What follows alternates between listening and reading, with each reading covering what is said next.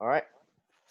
Hi, my name is Eric Greenstein with SoFlo Real Estate Investors, and today's roundtable session we will be talking about flipping houses.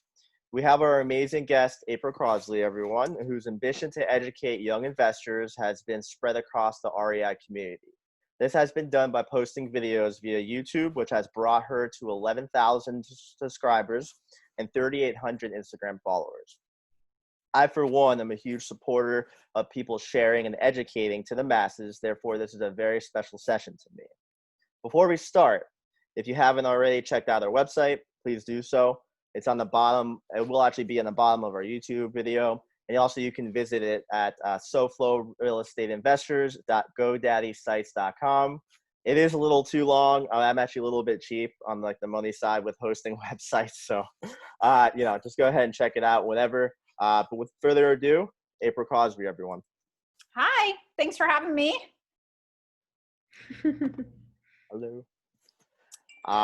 So can you just go ahead and just give us a little bit about your background and what you do and Sure. how you got to where you are?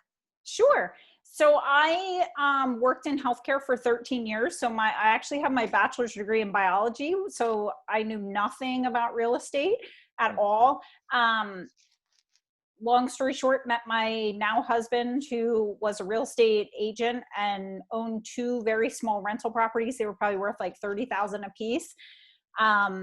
And picked up a book he was reading one day, and it was called The 1 Minute Millionaire. And it was all about like how other people are going to pay off your houses, and then you get to keep the cash flow, and how you can flip houses. And I was just like, we were on vacation. I just picked up the book because I was bored. And I'm like, this book has got to be a lie. There's like no way this is true. And he's like, no, it's true. I have two small rental properties, and this is, my tenants are paying them off, and then I'll sell them and I'll get to keep all that money. And I didn't even understand, like, I worked in a hospital. I rented a house. No one ever financially educated me. So I read this book, and I was just like, I don't know if I kept pursuing real estate to prove the book was wrong, or just to see if I could make it happen. But I was in my master's degree program to be the CEO of a hospital. And I just kept reading more real estate books, and I took a real estate course, and I just started like getting mentors and consuming knowledge.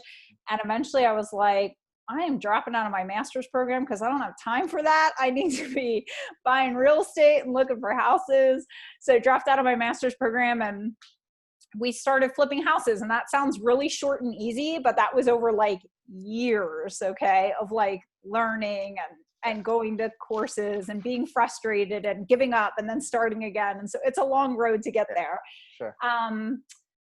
But we did our first flip on a joint venture with a partner, basically a wholesaler that we met in one of our classes, brought us a deal and was like, hey, I have this deal and I don't have any money to buy it and rehab it. So I want to wholesale it. And I was like, great, I want to buy it. So I took it to my husband and was like, I want to buy this deal. It's a great deal. And my husband's like, we have no money. And I'm like, I know, I want to buy it. So he was like, okay, I'm going to go to this guy I know that flips houses and ask him, like, what would he do? So he took it to this guy, and that guy was like, well, why don't you joint venture? Like, we'll do the deal together. I'll bring the money, you guys bring the deal, and at the end, we'll split the profit 50-50, and you have to put in some sweat equity, because we were like total newbies, didn't know what we were doing on a flip. So he guided us through it, like super nice of him. And at the end of the deal, like, we split the profit 50-50, and then someone else got paid on the HUD. And I was like, who is that getting paid? And here it was, another person that brought the money to the deal. And that was my first introduction to private money lending and private lenders, and that you didn't need money to flip houses. And I was like, this is crazy. So like, it wasn't even our joint venture partner's money. It was someone else's money.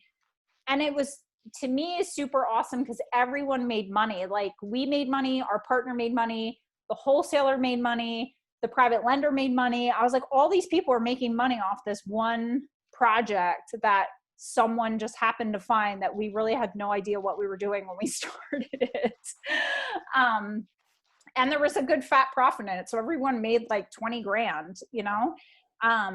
which was nice. And then my whole goal from there was just to like keep finding houses and keep finding houses and keep finding houses. So that's how I started. We did our first flip in 2004.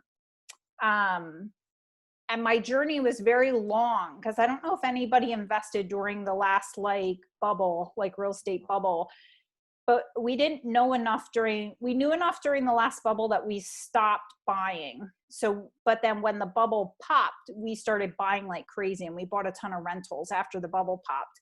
And we made the majority of our wealth during the last downturn. That's what you hear, like the wealthy make their wealth during the downturn. And that's where we accumulated a lot of our wealth, was during the last downturn. So that was like 2008. We started scooping up a whole bunch of rentals and doing a whole bunch of flips. And then in 2013, I left healthcare for good. So since 2013, Wow. I've just been flipping full time Wow. and wholesaling and buying rentals. Yeah. Wow. So 10 years, huh? Yeah. So Yeah. 10 years it took you to realize that this is it. Yeah. I mean, listen, real estate is not a quick get rich scheme, and no, like not at all.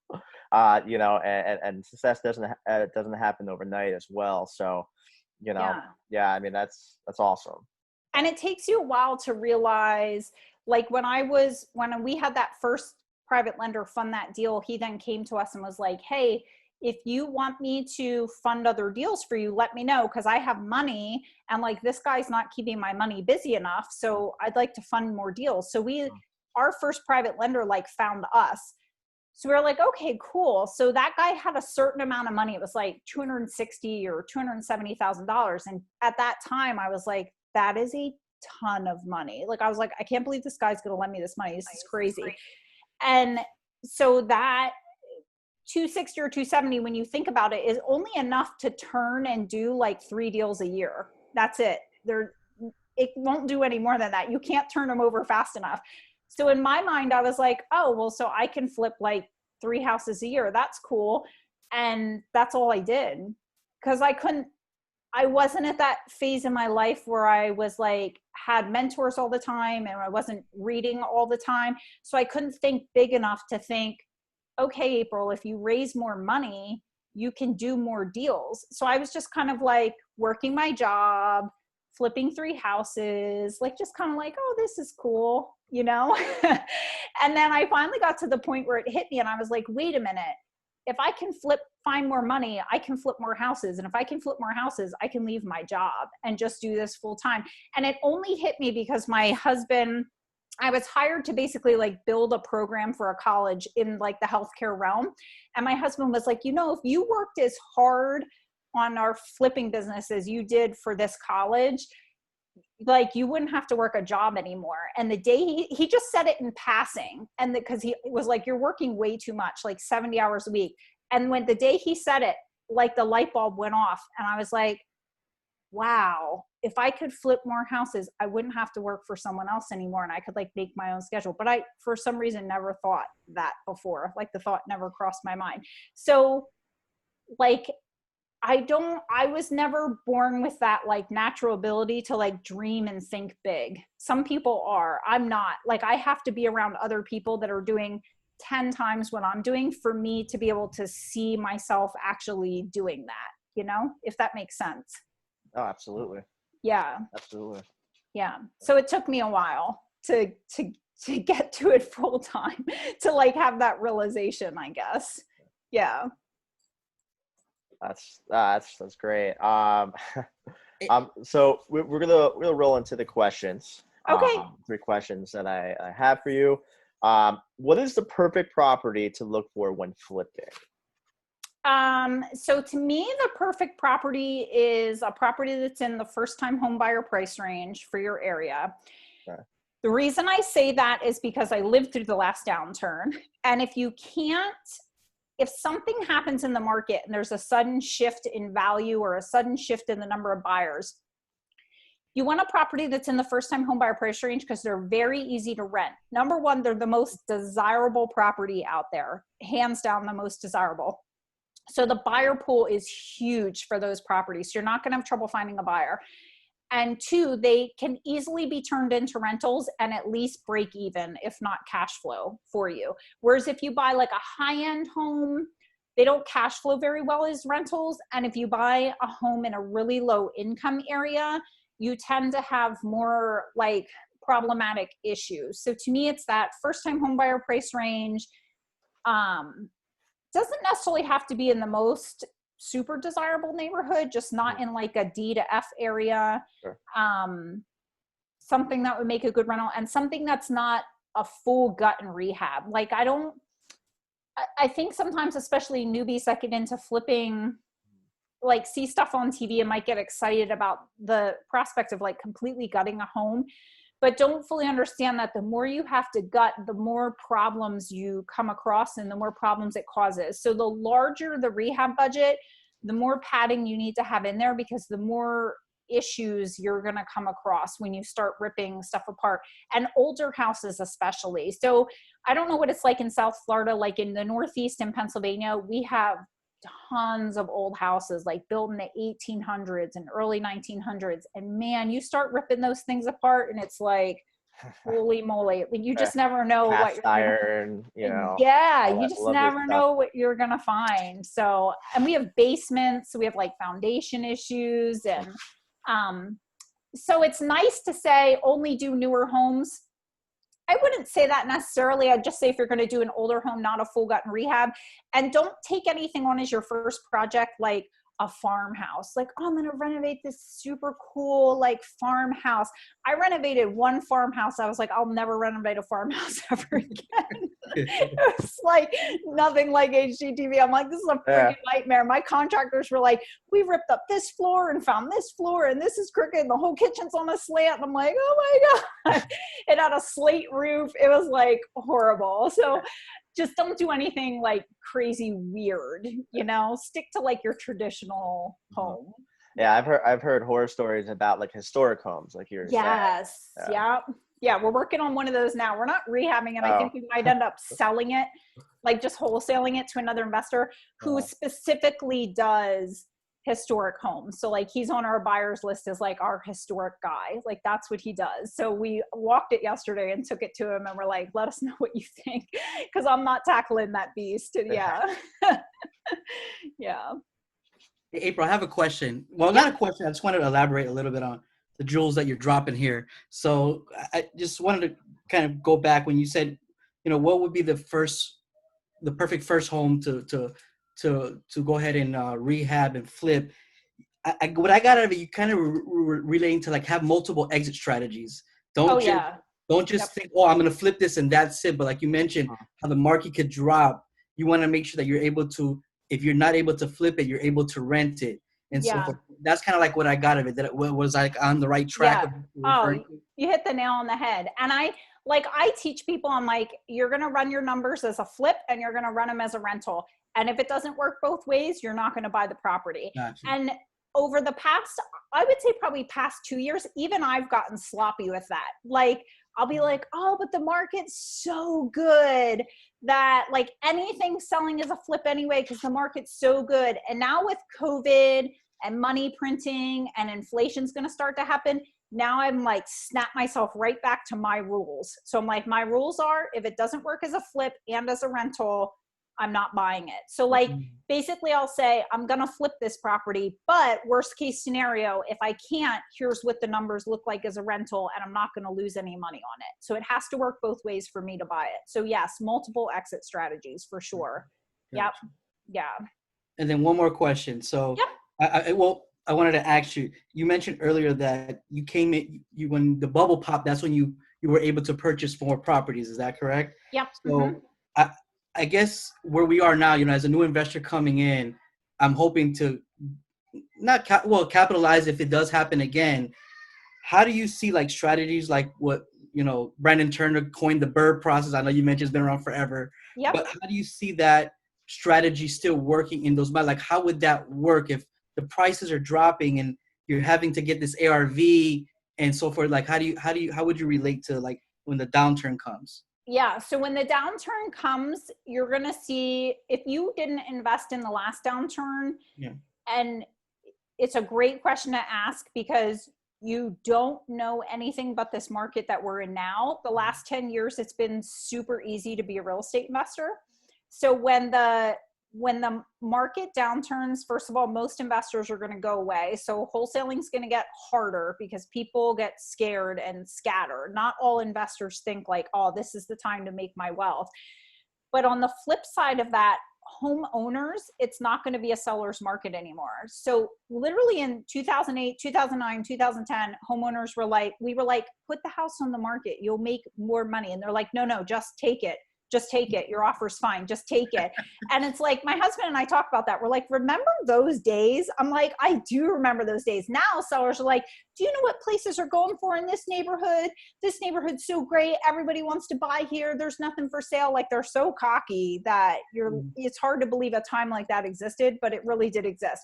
So my point is, you're going to be able to buy things at a bigger discount. Okay. So you're going to be able to be more conservative with your ARV. So you definitely, like, if we're in the midst of a downturn and ARVs are like 175,000, I'll run my ARV off like 165,000. Okay. And the other thing you're going to have to do is stay on top of your local community banks, like almost week to week. Like, hey, are you guys doing cash out refinances? What are you doing your cash out refinances at? 70% of ARV, 75, 80% of ARV? Like, what's it look like? What do your interest rates look like? Because I can tell you, even with COVID, because banks, I think, just got scared and were like, we don't know what's going to happen. They were immediately kind of like, oh, we're not doing 80% of ARV anymore. We'll do 70 to 75. And now they're kind of like easing up on that again. And now saying like, oh yeah, like we might do 75 or 80. Because now the stock market went back up and things are a little better. So they try and hedge their risk, but they're almost doing it. When COVID was happening, they were doing it daily. I mean, friends of mine that are in the mortgage industry were like, don't even call me and ask me because I can't even keep up. Like, everything's changing day by day, what they're doing. So really developing a strong relationship with your small community bank so you know what they're refinancing at. And being very conservative with your ARV, which isn't going to be hard because your sellers are going to be more motivated. So you're going to be able to buy at a deeper discount for sure. And now, I mean, I personally think, and it might not come for another year and a half, but I strongly feel we are going to head into another buying opportunity. So like, even for me, like, with everything I do, I'm joined a mentorship group for syndication. I'm like, all in on this mobile home investing podcast, and I'm learning about like larger multi, because I just feel like when things are turned, those opportunities are going to come, and those are spaces that I'm growing into and I want to buy more of. So now is like the best opportunity to be learning, because you don't want to be learning while it's happening because you're going to be way too far behind. Like, you need to be learning now so that you're like ready. Gotcha. Yeah. Well, that's inspiring. That's great. That's good to hear from somebody like you. That's good. Yeah. We're gonna move on to the next question. Okay. What's the best deal and the worst deal you've done? The best deal and the worst deal that I've done. So I can tell you the easiest deal I've ever done, which I guess would kind of be like the best, is it wasn't the highest profit, but it was definitely the easiest. We got called on an estate property in our inner city, very low income area with a very bad reputation, from a gentleman whose father had passed away. The house was fully furnished. I mean, when we walked in the front door, it looked like someone was still living in the house, and it was an inner city row home. And the seller called us and he was like, whatever you want to pay for the property, just take it. I just want the property gone. And we're like, okay, well, like, we're going to make you a fair offer. And he's like, I want it gone. I want it gone. I'm like, okay. He's like, the neighbor across the street wants to buy it, but they don't speak English. And I'm like, okay, well, like, sell it to the neighbor across the street. He's like, no. They don't speak English. So we want to sell it to you. And I'm like, okay. So we put the property under contract, I think for $10,000. This is quite a few years ago. Put it under contract for $10,000. The day we put it under contract, walked across the street, okay, knocked on the seller's door, and we owned rental properties in the inner city at the time, knocked on the neighbor's door, asked for an interpreter because I don't speak Spanish either. And they had someone there, another neighbor that was interpreting, and the Spanish family was like, has wanted to buy this house. They knew the guy passed away, and they were like, $25,000 will pay you for the house. So we're like, well, do you want to see it? And they were like, they've seen it, but sure, we'll walk through, but we know we want it. So they walk in and we're like, you know, you can like keep everything. They were like almost in tears because we were basically giving them a fully furnished house for $25,000 that I guess they were going to pay him even more than that for, but he refused to talk to them because they didn't speak English. And so we put it under contract, walked across to the neighbor, sold it to the neighbor for double what we paid for it, went to settlement. It was the first time I was ever at settlement, and someone brought like $25,000 cash in a rolled up ball to settlement instead of like getting a cashier's check. Because in our inner city, and just with the Spanish population, our inner city, they're very skeptical of banks. So they put cash under the mattress a lot. A lot of families are cash under the mattress. A lot of my tenants used to tell me that they had to pay in cash because they had no bank accounts. So they got cash out from under their mattress and brought it. And my title agent was like, oh, okay, let me go put that in the money machine and count that. So that was probably the easiest flip that we've ever done. Yeah. Most difficult flip we've ever done. That's a great question. There's a lot, every flip has like its little nuances that makes me remember it, you know? The first flip I ever got under contract by myself without having to run anything by my husband at all, like comps, nothing, did all my own. I was so proud. I was so young and so naive. I was still learning what's the farmhouse. And I like show my husband the contract. I'm like, all by myself. And he's like, the property has a slate roof. And I'm like, so what? That's good, right? He's like, I don't know if you guys ever saw a slate roof or deal with them at all, but he's like, that could be like a $40,000 repair. I was like, what? Oh, man. What? I didn't know that. And he's like, there were like slate pieces on the ground in the driveway. And I wasn't like looking for that because I didn't know. The homeowner was just like, oh, those roofs last hundreds of years. Don't worry about it. And he's like, no, there's like slate pieces on the ground. And luckily I found a slate roofer that came in and patched it, and it cost me like $1,500 or something. So it didn't cost me like $40,000, but could have cost me $40,000 for just kind of being naive and not looking into things and not taking a contract route with me. But we've never had one that was like a complete nightmare. You know, my favorites are always like flips I make like $60,000 on, because our average flip profit up here in the Northeast, for me at least, is like $35,000 a flip. So this year we made 60 on one, and that's because we have septic systems up here instead of, like, some of our houses have septic instead of public sewer. So the septic systems we always inspect. We buy no inspections, no contingencies, unless it has a septic. A septic system cost up here is anywhere from $20,000 to $55,000 if you have to replace it. So it's a hefty cost. So we inspected the septic and it failed, but they didn't know why it failed. So there was a second step to the inspection, and the homeowner didn't want to go through the second step. So long story short, they were just like, just take another $25,000 off your offer price and take it as it is. So we were like, okay. So we took $25,000 off the offer price, bought the house, and sent the septic guy back in, and he's like, yeah, it's like a $1,500 repair. That's all it is. It's not like a $25,000 repair. We were like, sweet. But the homeowner didn't want to drag it out any longer and go through all that. So we ended up making more profit. So, yeah. All right. Perfect. I got a question. Yeah. Rick. Okay, Let's sorry. Go ahead. Sorry. Rick, Q&A sessions start very soon. All right. Sorry. Go ahead. I know. It's okay. Totally fine, my man. So I know that you're really heavy in the private lender space. So this kind of, in a way, kind of go against my question, but if you have any other suggestions, any other kind of loans for flipping, are there any other loans out there that you can get? I know there's portfolio loans and other loans, but can you kind of share some other loans that are appropriate for flipping? Sure. I don't know if I'm the best one to answer this question because I've only ever used private money, but I know, like if we're talking from a newbie perspective or someone that's new that's getting into flipping, I would say one, joint venturing, just finding a trusted investor in your market that's done it and has experience and can qualify for funds or already has funds from a private lender, and joint venture.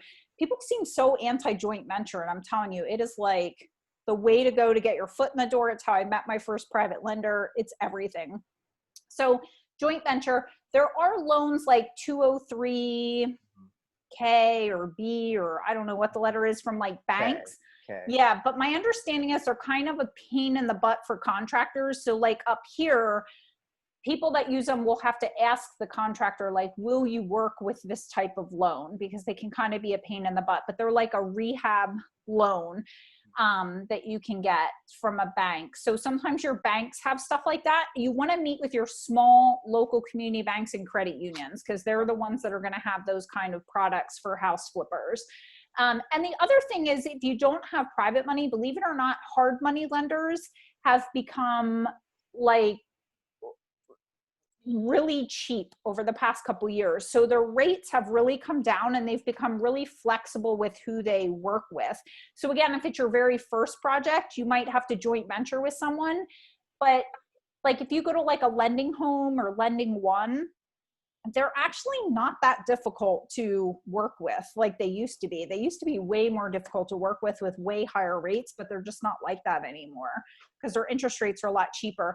I also tell people to leverage, like if you own a home and you have equity in your home, leverage that home equity line of credit. Or if you can get a line of credit on one of your properties, if you have one already. Like a lot of people, we have a home equity line of credit on our house, and I use that towards rehab costs. So when I'm borrowing from a lender, say you're new and you go to lending home and they're like, okay, we're only going to pay for purchase and you have to pay for rehab. Well, if you can pull a home equity line of credit, or you can get like a no payment credit card for like a year, then you can kind of just put like at least your supply costs on there, or pay with your home equity line of credit for like your rehab costs so that they're not funding the whole project.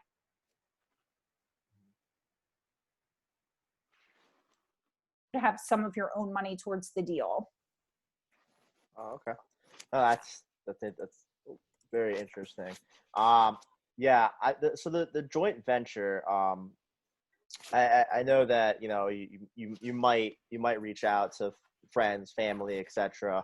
But how would you kind of gather and go and get a joint venture, right? I know that's a big like question, a joint venture partner. Yeah, I mean, you obviously have to show that you're reliable, you're credible, right?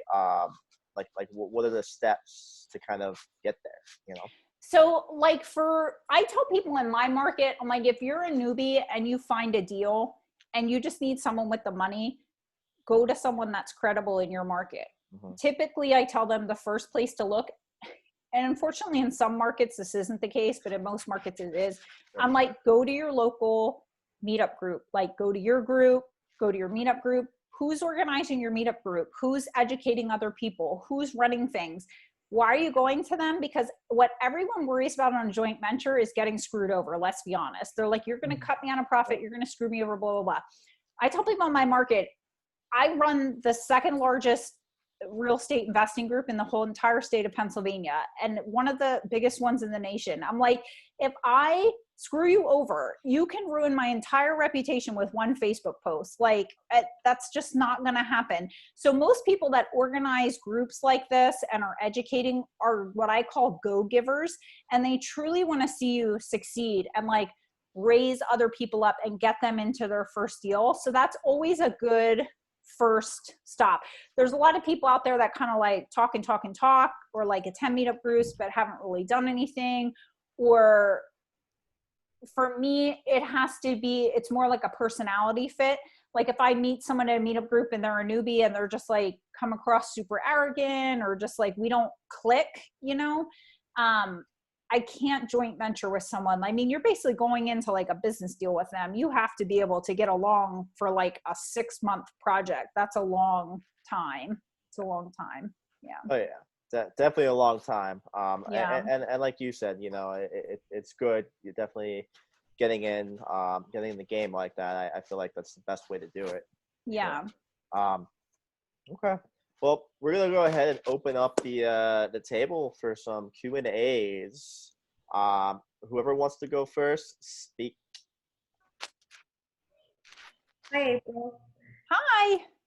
Thanks for your telling us about your history. I was interested to find out how how these people contacted you. You mentioned your easiest deal was the guy who preferred to sell it to you and not his neighbor across the street. So I wonder how he even knew to reach out to you. Yeah. So that was back in the beginning when we first started, and we ran an ad in the newspaper. Okay. Now I haven't run an ad in the newspaper in a while, so I don't know how well it would work, but old people read the newspaper. Absolutely. That's like what they do. So Pennsylvania, believe it or not, has the second largest senior citizen population, only behind Florida. Hey. So we used to advertise in the paper, and all my ad would say was private investor seeking income property, will buy all in any condition, will buy all property in any condition. And he called off that newspaper ad, believe it or not, because that's what old people do. Like if they need a real estate agent, they're going to look in the newspaper. Like it makes me wonder if I should go back to advertising newspaper now that I'm talking out loud. But like a lot of people do all kinds of aggressive marketing right now. And I can certainly talk about what marketing we do and how we find our deals if you want. But sometimes like simple is better. Like just going back to that simplistic, like who's your target audience and where are they? Like where are the old people? They're like in the penny saver and the merchandiser and like they're nosing through the real estate transactions and stuff. Yeah. So it was just in the real estate wanted section. Perfect. Thank you. Yeah.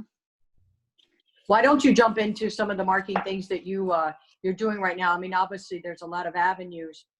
Do you pull lists and make phone calls, or you have VAs that do that?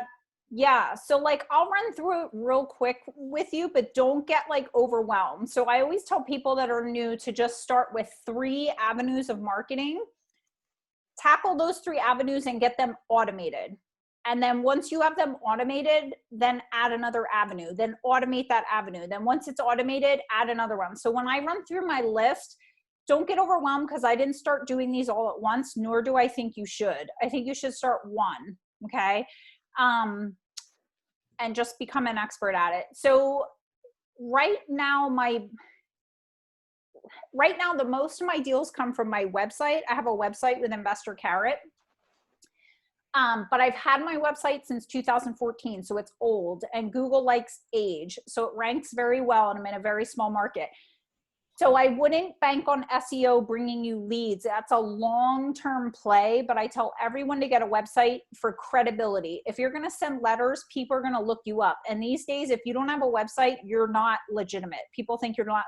I mean, sellers literally call me and say, I got a postcard from this person, but I tried to look them up and they didn't have a website, so they're a scammer. And I'm like, what?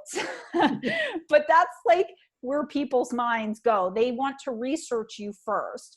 So at least get a website for credibility. But then if you get it through Investor Carrot, which is the best place to get it from, then it will eventually start to bring you leads. But that's like a long-term play. So we do the website. We do pull lists. So we use listsource.com. People use different list brokers. There's like Melissa Data, Listability.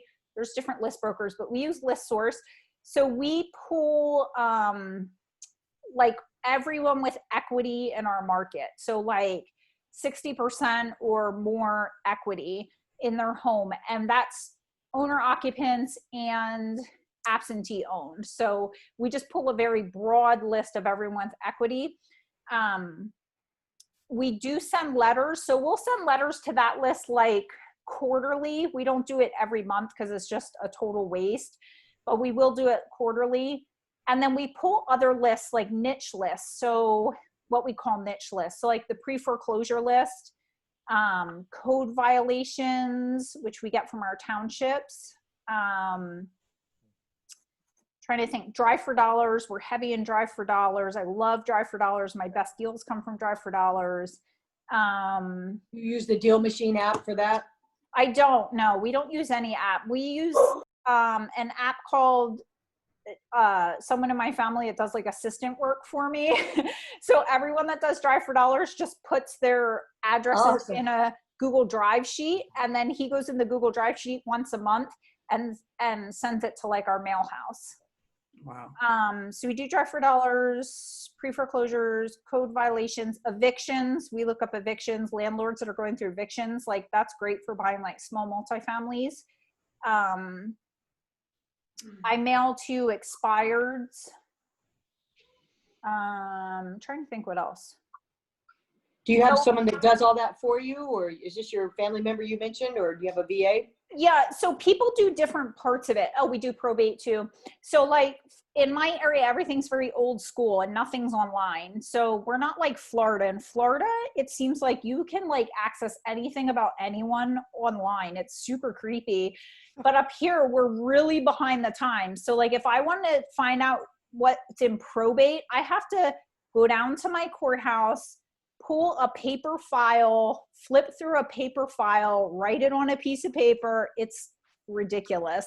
But as ridiculous as it is, you can't be lazy. Like a lot of people won't do that because they can't access it online. So the harder the information is to get, the less people are going to be doing it. So someone goes to the courthouse for me and gets pre-foreclosures, probates, they get all that stuff and like organize it all for me. I kind of just like oversee marketing right now and make sure all the marketing machines are going and they're all set up. That's like my primary job and role in the business. And eventually that'll go away, but we're not quite ready for it to go away yet. I have a pretty strong grip on that for now. Yeah, you have to for marketing. Yeah, and it's funny that you mentioned lazy about it, the word lazy, because that's the name of your company, right? Lazy Girl REI. It is. LazyGirlREI.com. Yeah. I try to be as lazy as possible, but yeah. Oh man, you're just great. You're great. Thank you for sharing all of that. Uh-huh. Yeah, definitely here in South Florida, it's saturated, and there is you got to weed through the bullshit, and you definitely have to set up the automation in the systems. I totally agree. I know that, there's a process, getting a dialer and getting all those things kind of set up and how you do things and what your budget can be on a monthly basis and how you're going to break that budget down with your marketing channels. And and I didn't start that way.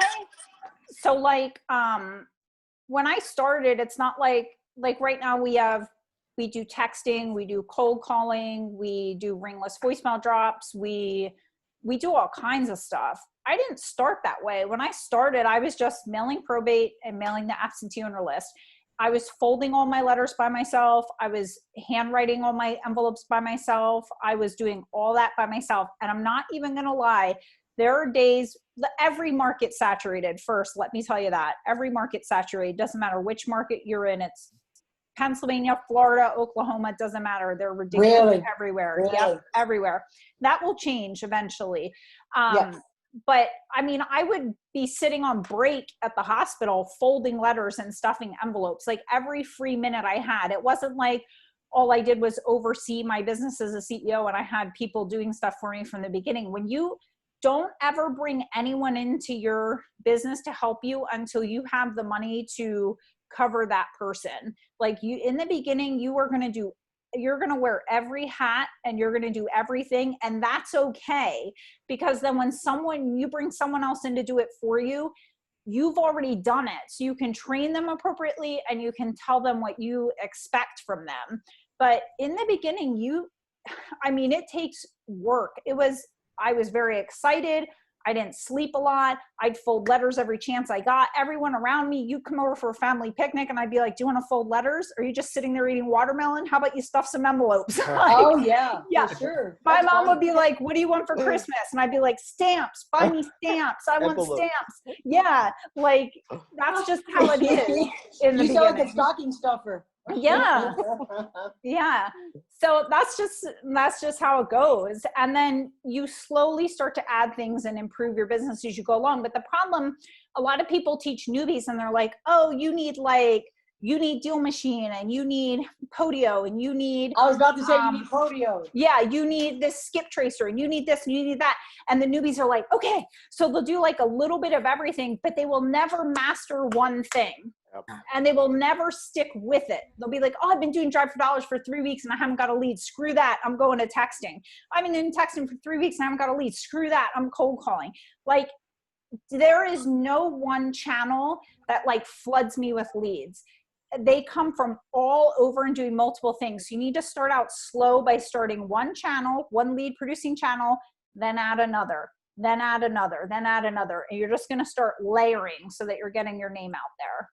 I'm glad that you mentioned that because it can be a lot. And then you need to, track your KPIs and how all that breaks down. Yeah. Yep. And we do that now, but I'm telling you, and I tell people this all the time, for the longest time, I ran a 6-figure flipping company. I never wholesaled one damn deal. I didn't know how to wholesale. I just brought on a wholesaler 2 years ago because that's what she did, was wholesale full time, and I was flipping full time.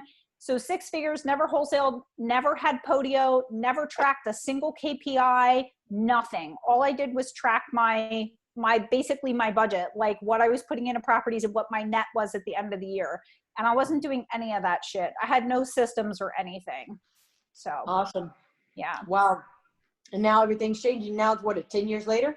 And now I'm just at the point where I'm like, do I want to flip houses forever? No. So I need to figure out a way to become the CEO of my business and just oversee things. But that's different for different people. I don't want everyone to feel like they have to be in that same boat. Some people get into this because they love renovating houses. And I truly believe if that's what you love, then stay in it. Like, that's what you love. Don't work your way out of it until you're sick of it, So thanks for talking. I think Carolina, I mentioned she had a question. Yeah, go ahead. Oh, hi, I'm Carolina Mendez, and I'm a real estate agent in Florida. Nice to meet you. Thank you. Hi, Eric. I got here a few years ago. I became a real estate agent and already sold more than 150 homes. Nice. And I transitioned from a government employment with the Department of State and Foreign Service, now living here. So I came like overnight. So when we are there, we don't have any retirement fund or anything. Last month during COVID, I finished paying a hard money lending from a friend, $50,000 to buy the apartment where I'm in right now. Mm-hmm. I bought it at $65,000 and it's worth now $120,000. Wow. Yes, with the impact windows and the several things that I've done. So I'm now trying to go into the next step, which is multifamily. I help a friend with, he lives in Illinois. He has the parents have a multifamily in South Carolina, and they were just crying because of the many expenses and things, and they had not visited the property in 15 years. So I said, send me the numbers and I'll go through them. So I brought it from 1% to 7% in 1 year. Mm-hmm. To go through the rents and everything, just put it up. So I've been wanting to now go into multifamilies. Mm-hmm. And I've been trying to learn, studying, reading, and all that stuff. And because I do sell single family homes, Mm-hmm. I have, like, for example, a month ago, I received a call from an owner, absentee owner of a property here with 6 apartments. And it says, oh, I've seen you, whatever, and this and this and that. Would you like to buy my property? And I was like, I didn't know what to say. So he says, because, I just wanted to call you first before calling other people and this and that. So I said, okay, let me see. So I didn't find a mentor for that. I haven't called him back in a month. So I don't know if he already sold it or what. But he was thinking about how much money and everything. So, but he is like the seventh person that calls me in the last year. But I have lost the deal because I don't have the money and I don't know how to do it. Yeah. Carolina, where are you located? My office is in Weston. I live in Plantation, but my team is called All Florida Team. I sell land and lots and houses from Ocala to Florida City. So I have many connections. I have more than 4,000 followers in Instagram. Now I'm redoing my YouTube channel. People know me from before. I have more than 74,000 connections because of, and most of them, they are like, in Florida, I know 5,000 people, but the rest is the rest of the country and also overseas. So I get calls from investors and things, but I'm trying to find a way so I can get money from, I'm 56 years old. So I need money for the future, the present and the future. I'm able to talk with you if you'd like. I'm in real estate. I sell multifamily. I know about multifamily. That.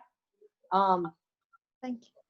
You're welcome. You said you didn't have anybody to help you with it, so I know. I'm how alone to in the sell. country. Sorry. I'm alone in the country. Right. I understand. If that could be of help to you, I'd be happy to be of help to you. That'd be great. I'll reach out to you. Thank you.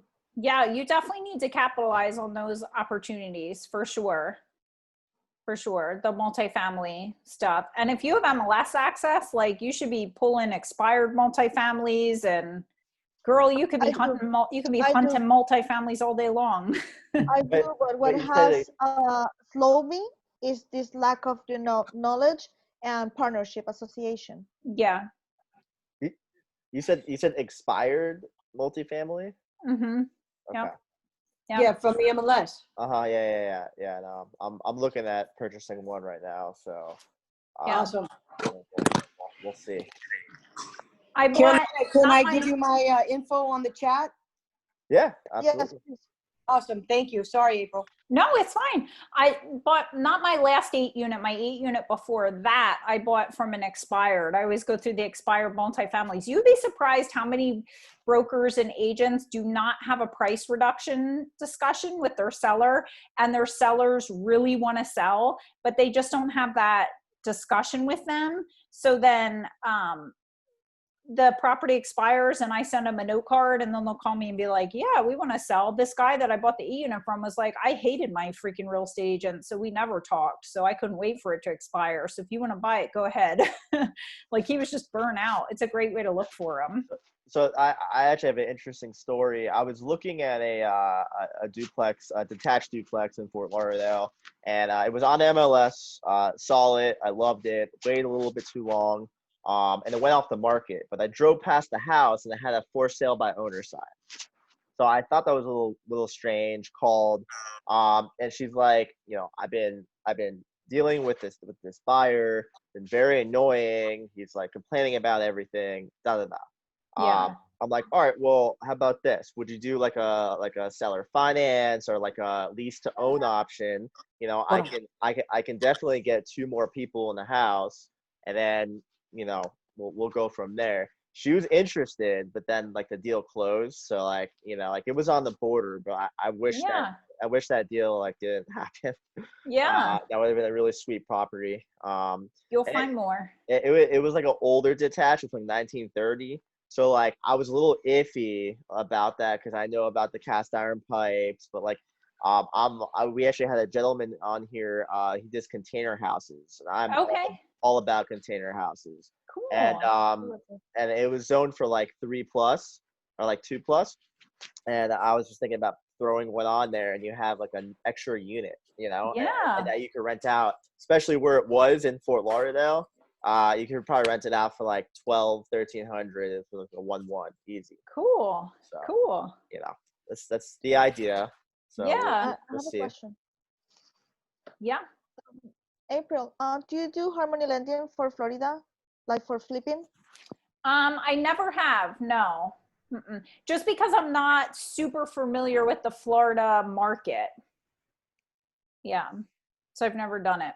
Florida scares me a little bit. You guys, it's crazy down there. It reminds me of like the Wild Wild. Wild, wild west. It is. It is. Because I'm so glad you said that. It is. Because my market, like in my market, people be like, oh yeah, the bubble of 2006. I'm like, really, people? Like Florida was like bubble burst, okay? My area was like bubble burst. Like my market is like this with prices, okay? I feel like Florida's like this, okay? Like our market's very flat. We don't see huge swings in appreciation. I can't buy a $65,000 place and expect it to be worth like 120 something with a little bit of work. It just won't happen. Like our market's very wah wah. Yeah. So I think people that venture into Florida, I can reach out and see if I know anyone that does lending in Florida, but I can tell you there are more private money lenders in Florida than anywhere else. I mean, I come to Florida. My parents live in Naples, so I'm in Florida a lot. And I'm like, if you're in real estate and you geek out on it, like you go to real estate investment meetings when you travel, and I'm a dork, so that's what I do. So I went to this real estate investment meeting. I think it was in St. Pete. And they started the meeting with like, hey, who in the room is a private lender that has funds they want to move? And like 5 people stood up and raised their hand. Like in Florida. In Pennsylvania, private lenders won't even tell you they're private lenders. They're like, I'm not even going to tell you that because they're just going to nag me for money. Like everybody's so tight-lipped. Down in Florida, like 5 old people in the room were like, hey, yeah, me, I've got funds. Like who's got deals? If you can't find money in Florida, it's everywhere. It's everywhere down there. It's crazy. So what would be like an average interest rate for that? Like so for a flip project, we're usually lending. I would say interest rates now have come down. People are definitely getting like a little more strict because they got a little scared when COVID first happened. So I say you can expect probably somewhere around the 12% mark for a flip project. Okay. Yep. I see anywhere from 8 to like 15, 16%, which I think is ridiculous, 16%, but some people are getting that. Most of your hard money lenders like Lending Home are at like 11% and 2 points. So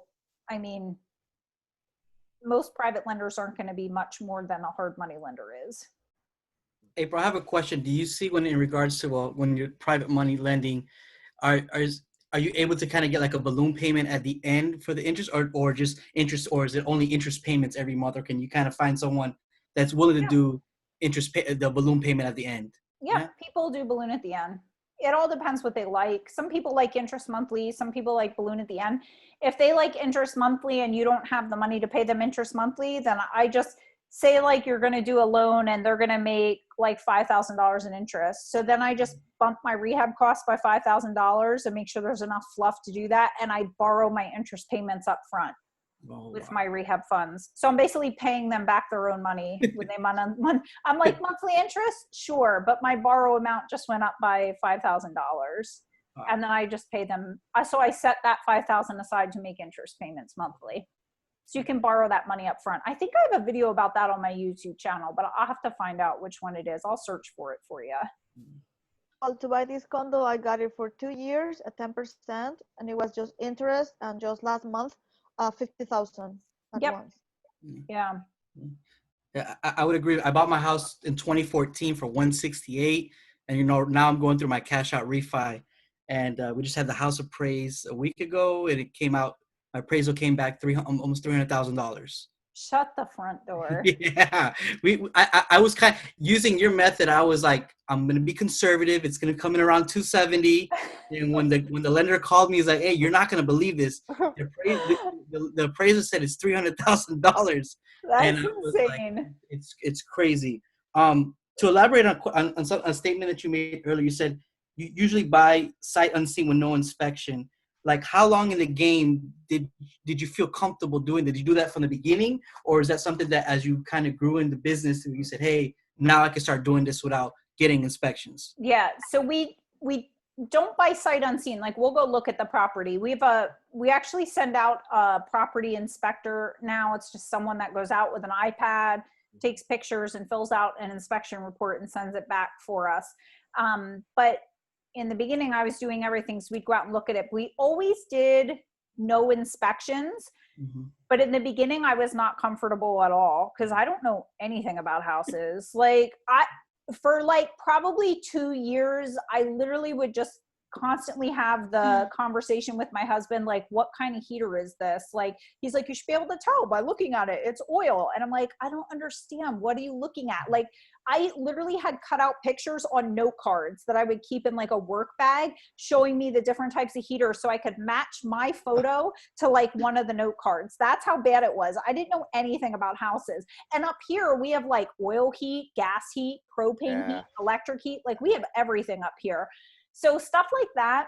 So what I would do is I would pay someone to go with me. I'd be like, listen, I'll get you a Wawa gift card or Yo, like, we have Wawas everywhere. Oh, I now. know. It's the best. Everywhere. I know.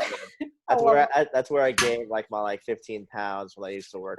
I know. I hate when I travel out west and I'm like, I can't believe they don't have Wawas. They're so far behind the game out here. I love Wawa. But yeah, so I would pay someone to go with me, or I'd take either like my brother or like my husband or someone that like knew, but I'd still take pictures of everything and I'd go over pictures with them. And then if they didn't know, I would send pictures to like a contractor. Like say it was like an electrician that like my dad knew. I'd just be like, hey, do you have a second to look at this picture and just like tell me what you think? And then with every house, you learn a little more. So I didn't ever officially have them inspected, but I used to take people with me that knew more, or I'd offer to pay a contractor like $75 to come with me and walk through a house for a half hour. You can't expect them to do it for free. Like their time is super valuable unless you have a really good relationship with them. And the best way to practice is on bank-owned properties that are vacant.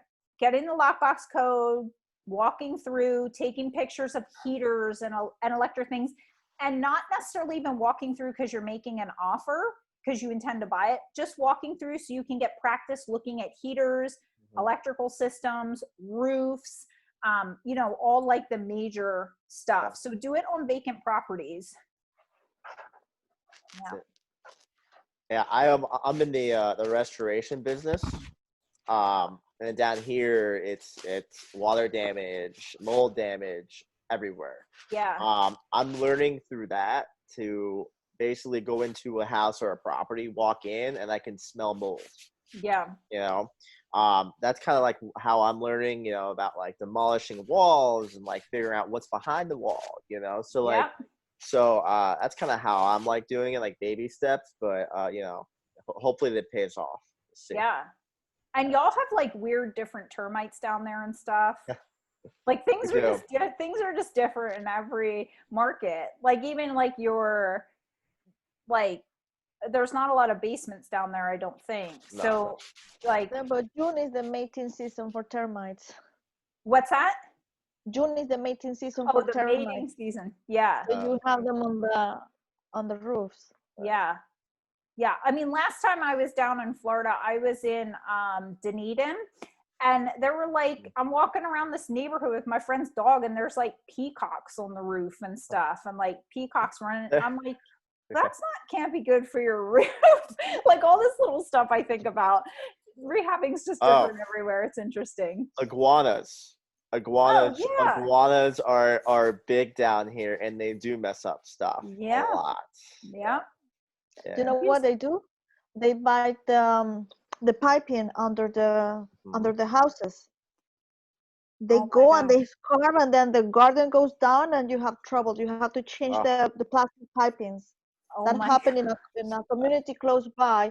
I told the people, do not buy anything facing the water, because this community, they have 2 houses that are rechanging all the pipings because of the iguanas.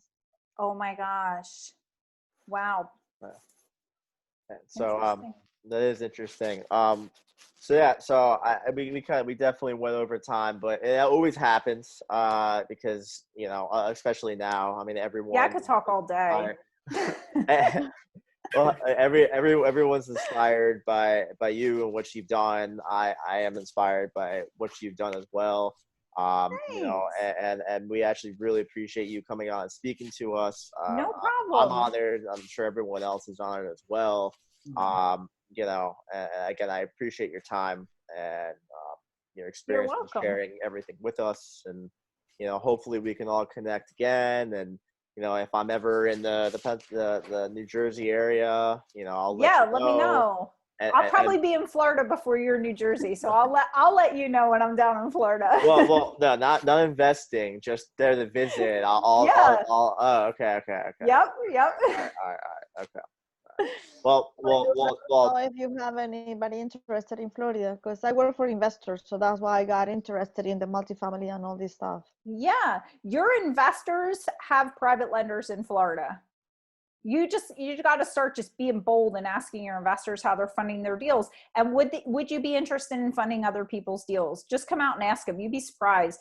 There's people that are buying their own deals through agents, and they don't even know what private money lending is. And they're investors, and you talk to them about private money lending, and they're like, wait, so I can just loan my money and make the return of real estate without buying these buildings? And you're like, yeah. And they just don't know. If I were you, I'd make up a private lending packet, like just a informational packet on what private lending is. And I'd just be handing it out like candy to every investor you work with. Yeah. Really sorry. I just keep going. I'm sorry. No. I'm all for it. I've already subscribed to your YouTube channel. Oh, good. Thanks. Yeah, me too. Yes. Me too. Yeah, I just watched your new video yesterday. The Google. Oh yeah, the seller goggles. Seller goggles. Seller goggles. Yeah, and I was looking into that website that you were referring to, the carrot one. I was actually looking at it yesterday because that's kind of like where I'm so glad how you mentioned is like, don't overwhelm yourself. Focus on one thing, on a marketing scheme, and just focus on it. Because I was telling Eric earlier, like, I want to create that business model where I create a funnel. If I can't keep long-term whole rental, I could flip it. If I can't flip it, I could wholesale it and create like a fund to kind of come in. And like you said, that helped me so much when you said that don't overwhelm yourself. Just find a marketing scheme, perfect yourself in that one, and you grow as you go. Yep. And that's so inspiring to hear someone say that to you, because you're reading so much and you're consuming so much information, and it's like kind of get overwhelmed. Like, where do I go? Where do I start? I'm kind of like where Carolina says, like I was telling Eric earlier, I was driving for dollars. I'm down here in Florida. I'm eventually moving to Mass, but I'm so eager to do something where I just want to get in contact with people and do something. So I was just driving for dollars, and I found a home that's in pre-foreclosure down here. And I was able to find that, like you said, in Florida, you're able to get all the information. So I found the owner's phone number. They live in Orlando. And I've been having it for a day or two, and I've been contemplating, do I call this lady? What am I going to tell her? What do I say? I know I'm not going to buy it. I want to be honest with her. I want to see if I can wholesale it. So I'm kind of agree with like Carolina saying, like, where do I go? Like, how do I do this? So, but yeah. One step at a time. And not everyone's good at like cold calling. Yeah. So like download the app Slide Dial and just slide dial her and see if you can slide dial. So Slide Dial will go right to her voicemail and bypass her phone number. I slide dial everybody. I love it. And I'm just literally, it doesn't ring their phone. It goes right to their voicemail, but only if they have a cell phone. Then I'm like, I'm so sorry I missed you. I noticed your property at 123 Main Street and had a question for you. Could you give me a call back like as soon as you can and just leave my phone number? Or you can shoot me a text, because everybody prefers texting. Right. And then just try to get some form of communication with them. Don't worry about explaining the wholesaling part until you know they're motivated and they have a price and it's going to make sense. Gotcha. Don't even worry about that. Cool. Yeah. Yep. One little step at a time. Yeah. Yep. And it'll get easier every time. Like, I wasn't talking to sellers from day one and was like, nailed it. Like, no, I was talking to him and was like, I'd get off the phone. And then in the beginning, like, my husband knew more than me. So I'd run everything by him. And he'd be like, okay, well, like, how old's the roof? I'm like, damn, I didn't ask that question. He's like, how many sellers have you talked to? Like, you need to ask that. And you're going to screw up. Like, you just have to be okay with failing and you're not going to get every deal, and you're going to have to talk to a ton of sellers till you get to the point where you get them on the phone and you get off and you're like, wow, that was smooth as peanut butter. Like the creamy kind, not the crunchy. You know what I'm saying? So you'll get there. Yeah. You'll get there. Crunchy. You don't like crunchy? What? No It's creamy, crunchy. creamy. You gotta get creamy. You gotta get creamy one, Eric. It's creamy peanut butter. All about the crunchy, man. But creamy's good for the deal. Right? Yeah. That's right. Yeah. Very, very, very true. Very true. Oh man. Yeah, if you guys have any questions anytime, feel free to reach out. So I'm happy Appreciate it. to help. Thank Yeah. you. Just be like, hey, I was on the SoFlo call, and then I'm serious, like put it in the header, and then I will definitely respond for sure. Yeah. All right, so we'll ask Eric for your contact information. That's fine. My email is april@lazygirlrei.com. That's the best way to get me, is at that email. You can Instagram message me and Facebook message me, but I'm not gonna lie, I'm not the best at social media lately. I've been like trying to distance myself from it, but if you email me, that's the best way to reach me. Perfect. Okay. Perfect. Again, thank you. Thank you. You're very welcome. much. Thank you. It's obviously been a pleasure, and we'll definitely talk again. Okay, sounds good. Thanks, guys. Have a good night, everyone.